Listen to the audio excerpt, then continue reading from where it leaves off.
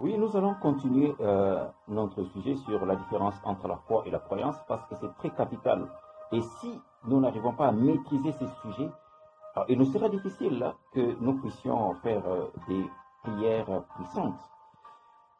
En fait, c'est quelque chose que Dieu considère beaucoup et c'est pourquoi nous prenons la peine d'en parler, d'autant plus qu'il est dit en Osée 4, 6, sans mon peuple est détruit, faute de connaissances. Et c'est pourquoi nous voulons continuer à parler là-dessus pour que cette connaissance nous prépare à comprendre certaines choses sur le plan spirituel. Alors, nous avions parlé autrefois nous avions introduit la différence entre la foi et la croyance, et nous avions dit que la foi c'était basé sur la révélation, et que la croyance c'était l'action de l'intelligence humaine, et qu'il était plus important que nous puissions miser beaucoup plus sur la révélation, parce que sans la révélation, il nous sera difficile d'arriver à quelque chose de perspicace, d'efficace et de consistant.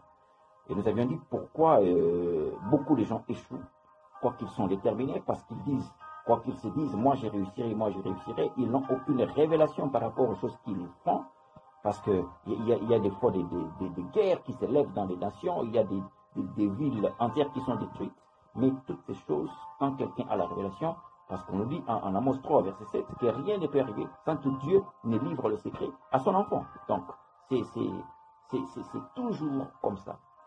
Alors, nous disons que c'est quelque chose que Dieu met à l'intérieur de l'individu. En fait, cela passe au travers de l'intuition. Parce qu'en fait, quand nous parlons de l'esprit humain est composé de trois parties. Nous avons la conscience, nous avons la communion et nous avons l'intuition.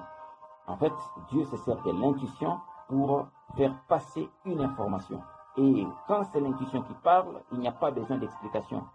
C'est notre raison qui cherche des explications, c'est notre intelligence au niveau de l'âme, parce qu'au niveau de l'âme, nous avons notre entendement ou notre intelligence, nous avons au niveau de l'âme notre volonté, au niveau de l'âme, nous avons aussi nos sentiments. Et plus loin nous allons développer ces choses, parce qu'il faudra les connaître pour que nous puissions savoir exactement où nous nous situons dans notre marche spirituelle. Nous pouvons prétendre avancer, mais nous n'avions même pas fait le moindre pas sur le plan spirituel. C'est exactement ce que Paul disait en 1 Corinthiens 3 au verset 1. Il disait, vous qui devriez être de maîtres, vous qui devriez être des anciens, des experts et des professionnels, mais vous êtes encore au niveau du lait. Ce n'est pas pour rien que Jésus pouvait dire que si vous aviez de la foi en Matthieu 17 au verset 20, comme un grain de sénévé, vous diriez à cette montagne. En fait, Jésus-Christ remarquait à plusieurs reprises dans le chef de plusieurs personnes une incrédulité.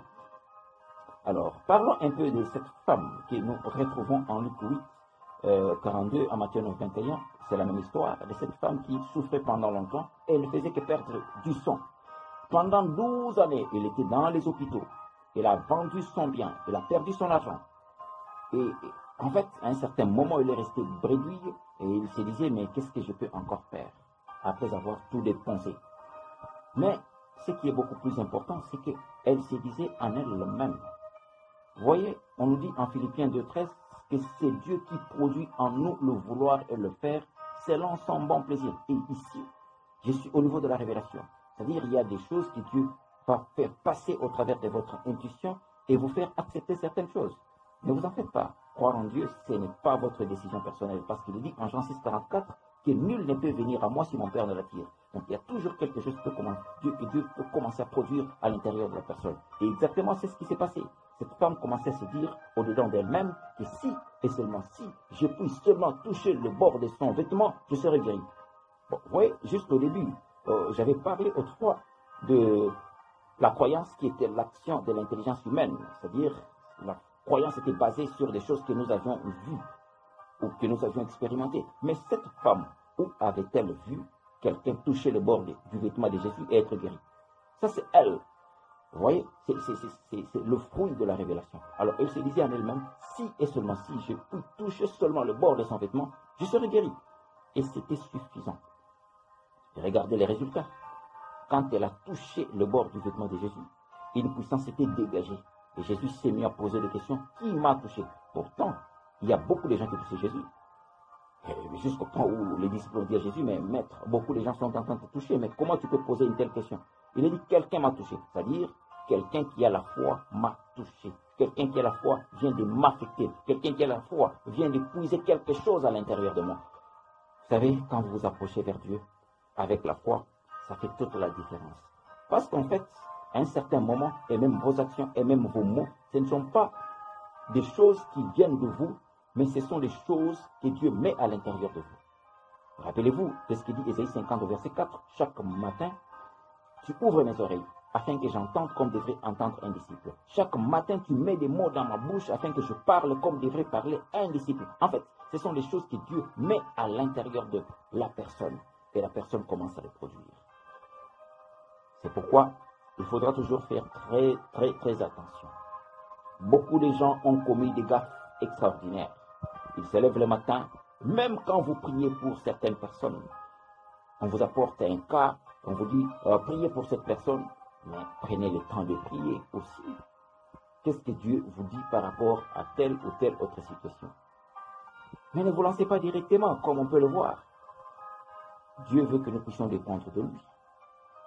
Quoi qu'il a mis des choses à l'intérieur de nous, quoi qu'il y ait une autorité, Dieu veut que nous puissions dépendre de lui. Ce n'est pas pour rien qu'il dit en 1 Thessaloniciens 5 au verset 19, n'éteignez pas l'esprit. Mais quand est-ce que votre esprit est éteint? Votre esprit est éteint à partir du moment où vous vous connectez de moins en moins de la source. Et nous allons continuer par rapport à cela dans notre prochain numéro. Ciao.